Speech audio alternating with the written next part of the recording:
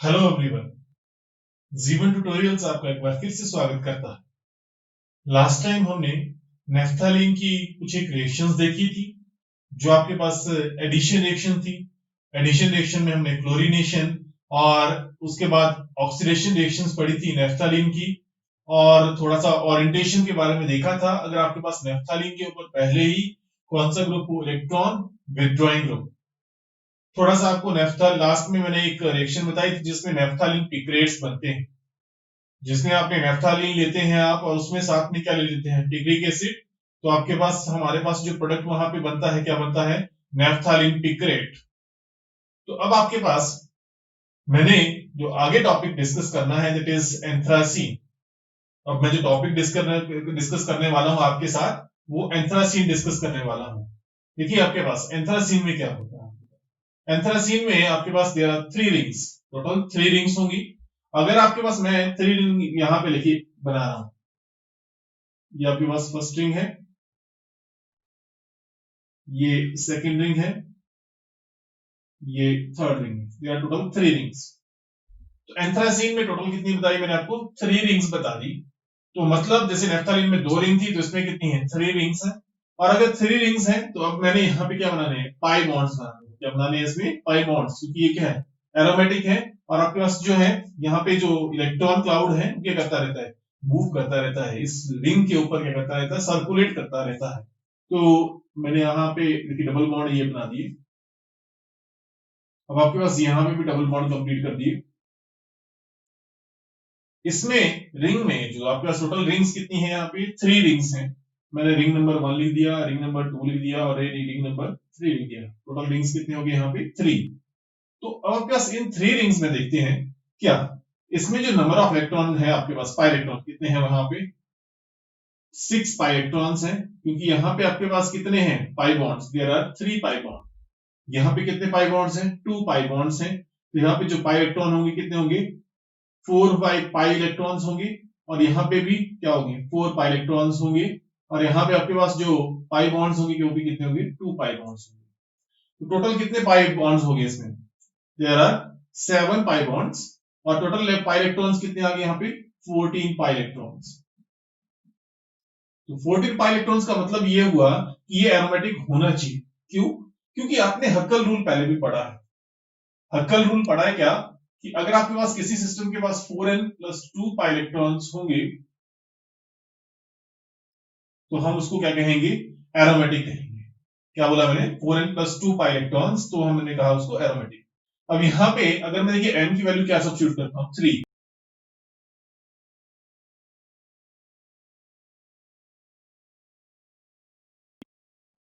14 pi electrons. तो अब आपके पास हक्कल रूल के अकॉर्डिंगली पता चल रहा है कि जिस सिस्टम के पास 14 पाई इलेक्ट्रॉन्स होंगे वो एरोमेटिक होगा। इसमें आपके पास 14 पाई इलेक्ट्रॉन्स है, कंप्लीट कंजुगेशन है। और आपके पास क्या है, सभी के सभी कार्बन की जो हाइब्रिडाइजेशन है, देखिए sp2। तो अब आपके पास ये प्लेनर मॉलिक्यूल है, तो इसलिए हम क्या बोलेंगे इसको, एरोमेटिक इन नेचर। अब इसकी मैं थोड़ी सी आगे देखने वाला हूं, क्या, रेजोनेंस स्ट्रक्चर्स। जो रेजोनेंस स्ट्रक्चर्स हैं उसको देख लेते हैं, कैसे इसकी रेजोनेंस स्ट्रक्चर्स बन सकती है, कौन कौन सी रेजोनेंस स्ट्रक्चर इसकी बन सकती हैं। तो मैं देखिए पहले एक रेजोनेंस स्ट्रक्चर बनाने की कोशिश करता हूँ, कैसे बन सकती है। मान लीजिए ये इलेक्ट्रॉन यहां भी चले गए, यहाँ। अगर इलेक्ट्रॉन यहां चले गए तो आगे देखिए बॉन्ड तो अब आपके पास 4 ही बना सकता है ये। तो ये क्या कर सकता है, ये इलेक्ट्रॉन यहाँ पे आ सकते हैं, और ये इलेक्ट्रॉन कहां आ सकते हैं, यहाँ पे आ सकते हैं। अगर ऐसा हो गया तो मेरे को एक स्ट्रक्चर यहाँ पे मिल रही है, देखिए ये एक स्ट्रक्चर मिल गई। अगर आपके पास ये स्ट्रक्चर यहाँ पे मिल गई तो इसका मतलब क्या होगा आपके पास, अब बॉन्ड किसके बीच में आया, इस कार्बन और इस कार्बन के बीच में आ गया, इसमें इस कार्बन और इस कार्बन के बीच में। तो मैंने यहाँ पे डबल बॉन्ड बना दिया। यहाँ पे आपके पास इस कार्बन और इस कार्बन के बीच में डबल बॉन्ड आ गया। तो यहाँ पे मैंने डबल बॉन्ड कर लिया कंप्लीट। और आपके पास यहाँ पे कहाँ पे, इस कार्बन और इस कार्बन के बीच में आया, इसलिए इसमें डबल बॉन्ड कंप्लीट हो गया। अब आपके पास यहाँ पे एक डबल बॉन्ड यहाँ पे भी कंप्लीट एज सच रहेगी, यहाँ पे क्या डबल बॉन्ड एज सच रहेगी। दूसरी रेजोनेंस स्ट्रक्चर बनी है ये। मैं इसको स्ट्रक्चर ए लिख रहा हूं और इसको स्ट्रक्चर बी लिख दिया मैंने। और इसके बाद आगे स्ट्रक्चर देखते हैं, अगली स्ट्रक्चर उसमें क्या होने वाला है, देखो। अब आपके पास अगर ये इलेक्ट्रॉन कहां चले जाए, यहां पे आ जाए। अगर ये इलेक्ट्रॉन यहां आ गए तो इलेक्ट्रॉन कहां चले जा सकते हैं, यहां पे। और ये इलेक्ट्रॉन कहां आ सकते हैं, यहां पे आ सकते हैं। तो एक और रेजोनेंस स्ट्रक्चर इसकी बन सकती है, जिसमें आपके पास क्या होगा, ये फर्स्ट रिंग आ गया, इसका सेकंड रिंग आ गया और ये थर्ड रिंग आ गया इसका। देखिए अब इसमें आपके पास क्या है, ये दो बॉन्ड एस एच रहेंगे, two bonds are S H, और उसके बाद आपके पास क्या है, यहां पे ये बॉन्ड किसके कहां आ गया, यहां पे आ गया, ये बॉन्ड कहां आ गया, यहां पे, क्योंकि यहां पे इलेक्ट्रॉन चले गए, और ये बॉन्ड कहां आ गया, देखो यहां पे आपके पास इस और इस कार्बन के बीच में भी डबल बॉन्ड आ गया, और यहां पे भी क्या आ गया, डबल बॉन्ड आ गया। अब आगे आपके पास क्या हो सकता है, देखिए यहां पे डबल बॉन्ड एस एच रह गए, एक रेजोनेंस स्ट्रक्चर और बन सकती है इसकी, कैसे, अगर क्या कर जाए, ये इलेक्ट्रॉन कहां चले जाए, यहां पे चले जाए, ये इलेक्ट्रॉन यहां पे आ जाए, और ये इलेक्ट्रॉन कहां चले जाए, यहां पे चले जाए, तो इसकी एक रेजोनेंस स्ट्रक्चर और बना देते हैं इसकी,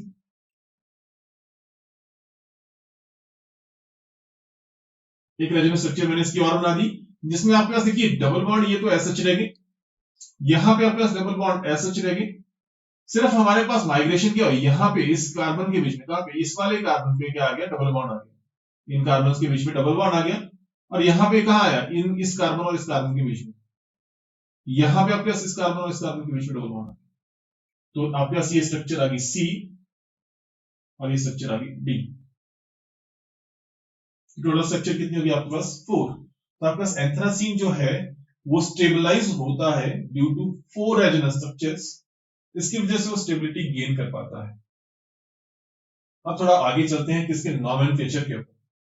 तो मैंने रेजोनेंस स्ट्रक्चर डिस्कस करी है, क्यों डिस्कस करी है उसका थोड़ी देर में आपको पता चलेगा कि रीजन क्या है, और उसके बाद जो नॉमेनक्लेचर है उसको भी मैं डिस्कस करने वाला हूं अभी, और उसको भी रिलेट करूंगा किसके साथ, इस रेजोनेंस स्ट्रक्चर्स के साथ। तो इसलिए मैं सबसे अब साथ में अब आगे जो डिस्कस करता हूं, क्या कर लेता हूं डिस्कस, नॉमेनक्लेचर। तो नॉमेनक्लेचर में क्या होगा, जैसे आपके पास नेफ्थालीन था, वैसे ही हमारे पास यहाँ पे भी क्या होगा, नॉमेनक्लेचर होगा। तो नेफ्थालीन में आपके पास क्या था, देखिए नॉमेनक्लेचर मैं लिख देता हूं यहाँ पे,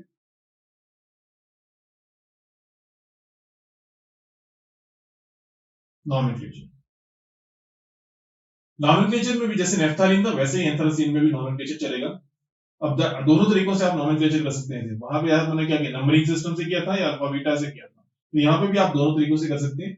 मैंने एक स्ट्रक्चर देखिए यहाँ पे ये बना दी, एंथ्रासीन की स्ट्रक्चर है ये, एंथ्रासीन में 3 रिंग्स होती हैं, तो 3 रिंग्स मैंने बना दी, और ये सबसे ज्यादा स्टेबल स्ट्रक्चर मैंने डिस्कस करी है, कौन सी करी, सबसे ज्यादा स्टेबल।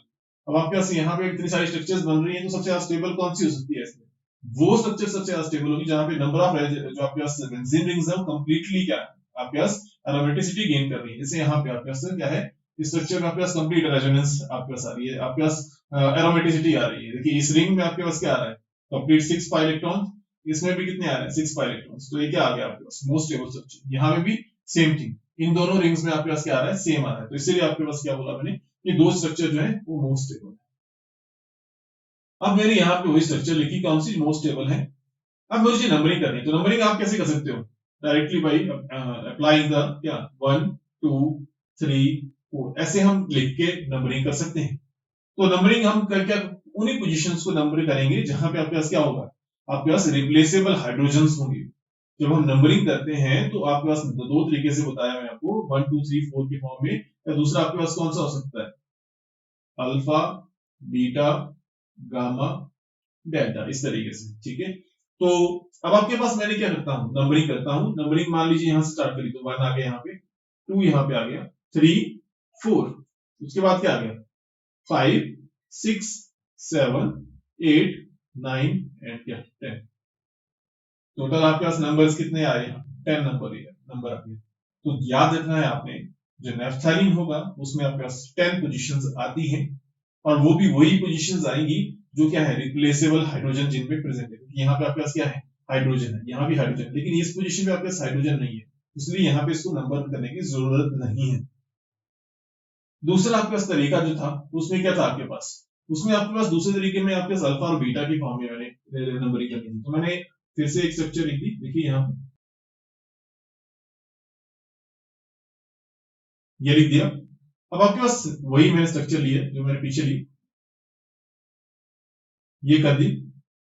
अब आपके पास देखिए इसमें मैं क्या करता हूं, एक एक्सिस बना लेता हूं, क्या बना लेता हूं, इसमें एक एक्सिस बना लेता हूं ताकि आपको ज्यादा क्लियर हो।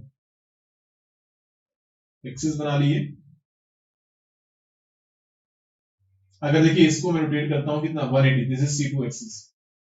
C2 नहीं आपने याद रखना, जिससे आप याद रखिए कि एक्सिस बना ली, यहाँ पे 180 डिग्री पे रोटेट कर सकता है ये। अगर ये रोटेट करेगा तो ये वाला जो कार्बन है वो यहाँ पहुंच सकता है, ये वाला कार्बन यहाँ पहुंच सकता है। अगर मैं यहाँ से आपके पास रोटेशन करूं इसकी, तो ये वाला कार्बन यहाँ पहुंच सकता है, ये वाला कार्बन यहाँ पहुंच सकता है। ओके, तो इसका मतलब ये हुआ कि अब मैं इस पोजीशन को लिखूंगा अल्फा।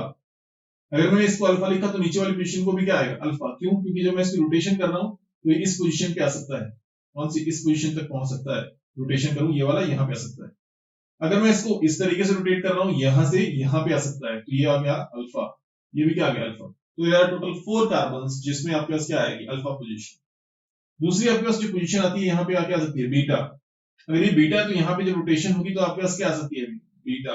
अगर ये बीटा आ गई तो अब इसको आप फ्लिप करके देखिए, यहाँ से इस एक्सिस के अलावा तो आपके पास क्या आ सकती है, इस एक्सिस के अलावा मतलब, ठीक है। तो आपके पास यहाँ पे भी क्या आ सकती है, बीटा, और यहाँ पे भी क्या आ सकती है, बीटा। अब आपके पास 2 पोजीशंस बच गई जो कि आपके पास क्या है, सेम है, बट क्या ये इन सभी पोजीशन से डिफरेंट है, इसलिए हम क्या बोलेंगे इसको, गामा। तो हमने थर्ड जो पोजीशन बोली हमने उसमें गामा। तो there are total 3 type of positions in anthracene. First आपके पास alpha, second is beta and third is gamma. Total आ गई 3 पोजीशंस। अब आपके पास मैंने पोजीशन डिस्कस कर ली, एक एग्जांपल डिस्कस कर लेते हैं इसका। अगर आपके पास मान लीजिए ये एक एग्जांपल ले रहा हूं मैं आपके पास, ये एग्जांपल ले लिया, ये एग्जांपल लिया है मैंने। तो यहां पे मान लीजिए मैंने क्या लगा दिया, NO2 ग्रुप लगा दिया। अगर मुझे इसका नंबर करना है, नंबरिंग करनी है, नेम करना है, तो कैसे कर सकता हूं, कैसे, ये फर्स्ट पोजीशन है, ये आपके पास फर्स्ट पोजीशन है, या अल्फा भी आप बोल सकते हैं इसको। तो आप क्या लिखेंगे इसका, 1 नाइट्रो एंथ्रासी, 1 नाइट्रो एंथ्रासी। उसके बाद आपके पास अगर दूसरे तरीके से लिखना है तो क्या लिखूंगा, अल्फा नाइट्रो एंथ्रासी, ठीक है। तो ये हो गया। तो इस तरीके से आप क्या कर सकते हैं, इसमें नॉमेनक्लेचर कर सकते हैं। अगर मैं यहाँ पे नाइट्रो लगा दूं तो क्या हो जाएगा, अब कौन सी पोजीशन है, नाइन्थ पोजीशन, और क्या है, अल्फा पोजीशन। तो अल्फा डाइनाइट्रो एंथ्रासी, ये आपके पास क्या लिख सकते हैं हम इसमें, 1 डाइनाइट्रो एंथ्रासी, ठीक है। अब आपके पास ये मैं थोड़ा सा समझ गया, आपके पास ये आपके पास क्लियर हो गया होगा आपको। उसका जो मुझे यहाँ पे जो आपको बताना है वो देख लीजिए, क्या कि क्या यहाँ पे जो बॉन्ड लेंथ है वो सेम है। क्या है बोला मैंने आपको, बॉन्ड लेंथ। तो क्या करता हूं मैं, इसको लिखता हूं नंबर 1, इस पोजीशन को, क्योंकि अब आप नंबरिंग कर चुके हैं। इसको 2, इसको 3 और इसको क्या लिखिए 4। यहाँ पे भी इसको 1 2 3 4 आगे भी आप कर सकते हैं, ठीक है। तो मैं क्या करता हूं, कार्बन 1 लिख दिया और ये कार्बन 2 लिख दिया, दूसरा लिख दिया कार्बन 2 एंड क्या कार्बन 3। अब आपने यहाँ पे ये बताना है कि क्या यहाँ पे जो बॉन्ड लेंथ है वो क्या है, सेम है या नहीं है। बेंजीन में तो आपने नोटिस किया होगा, ये बेंजीन है, उसमें तो बॉन्ड लेंथ सेम आती है, सभी के सभी बॉन्ड्स जो है ऑलमोस्ट सेम, जो डबल बॉन्ड कैरेक्टर गेन करते हैं। क्या इसमें ऐसा होगा, या आपके पास वैसा होगा जैसा हमने नेफ्थालीन में पढ़ा था। तो उसको चेक कर लेते हैं। हमारे पास जो कॉन्सेप्ट है वो क्या कहता है कि यहाँ पे देखो रेजोनेंस स्ट्रक्चर जो है, यहाँ पे इस डबल बॉन्ड कहाँ आ रहा है, इस स्ट्रक्चर में, जो स्ट्रक्चर ए है उसमें डबल बॉन्ड कहाँ आ रहा है, इस पोजीशन 1 और 2 में आ रहा है। स्ट्रक्चर बी में भी आपके पास कहाँ पे आ रहा है, 1 और 2 पोजीशन में डबल बॉन्ड आ रहा है। स्ट्रक्चर 3 में भी आपके पास, मतलब सी में भी आपके पास कहाँ पे 1 और 2 पोजीशन पे डबल बॉन्ड आ रहा है। स्ट्रक्चर जो आपके पास डी है उसमें आपके पास 1 और 2 पोजीशन पे डबल बॉन्ड नहीं आ रहा है। There are total 3 structure contributing for double bond here, कौन सा, C1 और C2 के लिए। तो उसका मतलब ये हो कि डबल बॉन्ड कैरेक्टर जो है कहां पे ज्यादा होना चाहिए, यहाँ पे ज्यादा होना चाहिए। क्यों? क्योंकि यहाँ पे C2 और C3 के बीच में सिर्फ आपके पास एक स्ट्रक्चर है जिसमें आपके पास डबल बॉन्ड कैरेक्टर आ रहा है। अब मेरे पास अगर ऐसा है तो मुझे ये चेक करना है एक्सपेरिमेंटली। एक्सपेरिमेंटली चेक करने के लिए मैं क्या यूज करता हूं, यहाँ पे X ray diffraction, X ray diffraction technique. ये आपके पास टेक्निक है जिससे हम क्या करते हैं, बॉन्ड लेंथ निकाल सकते हैं। तो अब आपके पास यहाँ पे जो बॉन्ड लेंथ आती है इसकी कितनी आती है, 137 पिकोमीटर। इसकी जो बॉन्ड लेंथ आती है वो 137 पिकोमीटर आती है। और यहां पे जो बॉन्ड लेंथ आती है वो कितनी आती है, दैट इज 142 पिकोमीटर। अब आपको मैंने यहाँ पे क्लियर कर दिया, देखो यहाँ पे क्या, ये 137 पिकोमीटर आई और ये कितनी आई 142 पिकोमीटर। क्यों? क्योंकि यहाँ पे डबल बॉन्ड कैरेक्टर जो है वो क्या है, लेसर है, तो बॉन्ड क्या हो जाना चाहिए, स्ट्रेच कर जाना चाहिए। लेकिन यहाँ पे आपके पास बॉन्ड डबल बॉन्ड कैरेक्टर क्या है, ज्यादा है, तो क्लोज आना चाहिए था। इसलिए यहाँ पे जो बॉन्ड है वो क्या है, छोटा है, यहाँ पे क्या है, लार्जर है। तो इस तरीके से आप क्या कर सकते हैं, बॉन्ड लेंथ को कंपेयर कर सकते हैं डिफरेंट डिफरेंट। मैं आपके पास यहाँ पे 1 मिनट का पॉज लूंगा, क्योंकि यहाँ पे रिकॉर्डिंग मेरे पास ज्यादा टाइम की नहीं हो सकती है। फिर उसके बाद मैं आगे चलता हूं क्या, रेजोनेंस एनर्जी के ऊपर। तो 1 मिनट के लिए पॉज लेंगे। Welcome back. अब मैं एक्चुअल में थोड़ा सा आगे चलने वाला हूं किसके ऊपर, मैं एक्चुअल में अब आपके साथ जो डिस्कस करने वाला हूं वो थोड़ी सी रिएक्टिविटी डिस्कस करने वाला हूं कि कौन सा सिस्टम यहाँ पे ज्यादा रिएक्टिव होने वाला है। रिएक्टिविटी किससे कंपेयर करूंगा मैं, नेफ्थालीन एंड किसके साथ, बेंजीन के साथ, किसकी, एंथ्रासीन की। बड़े इजिली आप इस रिएक्टिविटी को चेक कर सकते हो। अगर आपको थोड़ा सा आइडिया है रेजोनेंस एनर्जी के बारे में, तो आप इजिली यहाँ पे क्या कर सकते हो, रिएक्टिविटी को चेक कर सकते हो। तो मैं क्या करता हूं, यहाँ थोड़ी सी रेजोनेंस एनर्जीज को डिस्कस करता हूं, किसकी, एंथ्रासीन की भी, नाफ्थालीन की भी एंड क्या, बेंजीन की भी। पॉइंट्स में मैं जाऊंगा नहीं, डायरेक्टली जितनी आपके पास मैक्सिमम वैल्यू है उतनी मैं लिखूंगा। सिग्निफिकेंट फिगर्स की बात ज्यादा आगे जाऊंगा नहीं। तो देखिए आपके पास, मान लीजिए आपके पास ये क्या है, ये आ गया बेंजीन। बेंजीन में जो आपके पास रेजोनेंस एनर्जी होती है वो कितनी होती है, 151 किलो जूल्स पर मोल। और मैं चेक क्या कर रहा हूं, अभी रिएक्टिविटी डिस्कस कर रहा हूं, ठीक है। अब उसके बाद आपके पास जो दूसरा मैंने सिस्टम बता दिया, दूसरा आपके पास आगे क्या, नेफ्थालीन। नेफ्थालीन में आपके पास जो रेजोनेंस एनर्जी है that is 255 kilo joules per mole. अब उसके बाद मैं तीसरे पे जाता हूं, किसके ऊपर, एंथ्रासीन के पास। एंथ्रासीन में आपके पास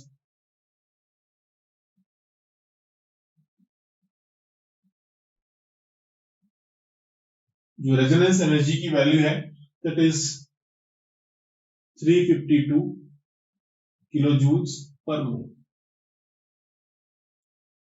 देखिए क्या है, कॉन्सेप्ट आपने याद रखना है क्या, अगर इससे जितनी ज्यादा दूर जाएगी वैल्यू उतना ही सिस्टम रिएक्टिव होगा। इससे किसी भी तरफ, पॉजिटिव डायरेक्शन में चाहे नेगेटिव डायरेक्शन में, जितनी भी दूर जाएगी वैल्यू उतना ही सिस्टम क्या होगा, रिएक्टिव होगा। अब मुझे ये चेक करना है कि क्या सच में आपके पास ये ज्यादा रिएक्टिव है या ये ज्यादा रिएक्टिव है। इसको चेक करने का बड़ा इजी तरीका है क्या, कि मैं एवरेज रेजोनेंस एनर्जीज चेक करता हूं पर रिंग, पर बेंजीन रिंग। तो अगर मैं यहाँ पे, देखिए कितनी रिंग्स है, यहाँ पे 2 रिंग्स हैं, तो 255 को 2 से डिवाइड कर दो, 55 को 2 से डिवाइड कर दो, तो कितना आ गया यहाँ पे देखो, 127। आगे पॉइंट्स में नहीं जाना। तो अप्रोक्सीमेटली एक रिंग में कितनी आई, 127, और दूसरे में भी कितनी आई, 127 किलो जूल्स पर मोल, 0.5 में आएगी। उसके बाद अगर आपके पास मैंने ये एवरेज रेजोनेंस एनर्जी पर बेंजीन रिंग निकाली, किसमें, आपके पास नेफ्थालीन। अब मैं अगर इसमें कैलकुलेट करने की कोशिश करता हूं, इसमें आपके पास क्या है, 352 है, डिवाइडेड बाई क्या होगा, 3, तो कितना आ जाएगा यहाँ पे, यहाँ पे आ जाएगा 117। ओके, अगर आपके पास ये आ गया तो मीन्स टू से यहाँ पे जो पर बेंजीनिंग है वो कितनी आई, 117 यहाँ पे आई, 117 यहाँ पे आई और 117 यहाँ पे आई। अब मुझे बताइए इन दोनों के बीच में जो गैप है वो किस में ज्यादा है, यहाँ पे और यहाँ पे गैप ज्यादा है। अगर गैप जितना ज्यादा होगा, मैंने बोला है उतना ही रिएक्टिव ज्यादा होगा, तो इसका मतलब ये होगा, अब आपके पास जो कौन सा एंथ्रासीन है वो ज्यादा रिएक्टिव होना चाहिए, किससे, बेंजीन से। गैप जो है किसके बीच में कम है, नेफ्थालीन है बेंजीन के बीच में, तो इसका मतलब ये जो है कम रिएक्टिव होना चाहिए, बट ये ज्यादा रिएक्टिव होना चाहिए किससे, बेंजीन से, लेकिन कम रिएक्टिव होना चाहिए किससे, इससे। तो इसका मतलब अगर मैं रिएक्टिविटी ऑर्डर लिखूं यहाँ पे, तो कैसे लिख सकता हूं, डायरेक्टली क्या, यहाँ पे क्या है, बेंजीन, क्या लिखा मैंने यहाँ पे, बेंजीन, और बेंजीन से ज्यादा रिएक्टिव कौन सा बताया मैंने आपको, देखो नेफ्थालीन, नेफ्थालीन, नेफ्थालीन आया आपके पास। उसके बाद आपके पास क्या है, एंथ्रासीन, ये मैंने आपको बता दिया क्या, रिएक्टिविटी ऑर्डर।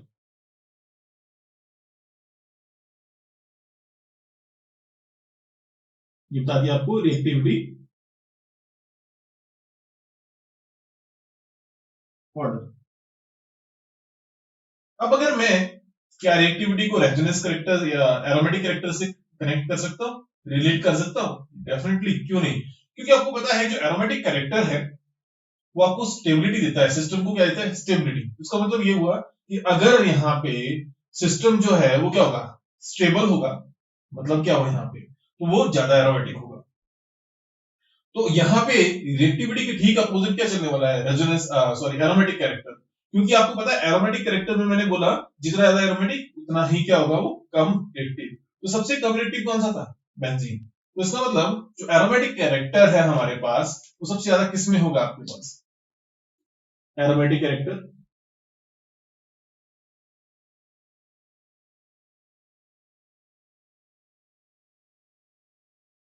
सबसे ज्यादा किस में होगा, बेंजीन में होना चाहिए। उसके बाद किस में होना चाहिए, नेफ्थलीन में। उसके बाद तीसरा किस में होना चाहिए, एंथ्रासीन। एंथ्रासीन। तो ये कंपटीशन में एग्जाम में कई बार क्वेश्चन आता है कि कौन सा सबसे ज्यादा एरोमेटिक होगा, तो आप इजीली फाइंड आउट कर सकते हैं कि कौन सा सबसे ज्यादा एरोमेटिक है। बेंजीन सबसे ज्यादा, नेफ्थलीन उसके बाद, एंड एंथ्रासीन उसके बाद। तो इजी कंसेप्ट है, ज्यादा कोई टिपिकल नहीं है। अगर आपको कुछ समझ नहीं आया होगा तो आपने बता देना है। नेक्स्ट टाइम जो मैं टॉपिक आपके साथ डिस्कस करने वाला हूं वो आपके पास क्या, method of preparation of anthracene discuss करेंगे और थोड़ा सा केमिकल प्रॉपर्टीज के पास जाएंगे। इजी रिएक्शंस हैं, जैसे फ्रीडल क्राफ्ट रिएक्शन हमने लास्ट टाइम पढ़ी है वैसे ही इसमें भी है। तो इस टॉपिक को हम नेक्स्ट टाइम करेंगे। तो होप सो जो जितना मैंने आपको करवाया वो आपको समझ आ गया होगा। तो नेक्स्ट टाइम मिलते हैं। Stay tuned, see you next time. Thank you.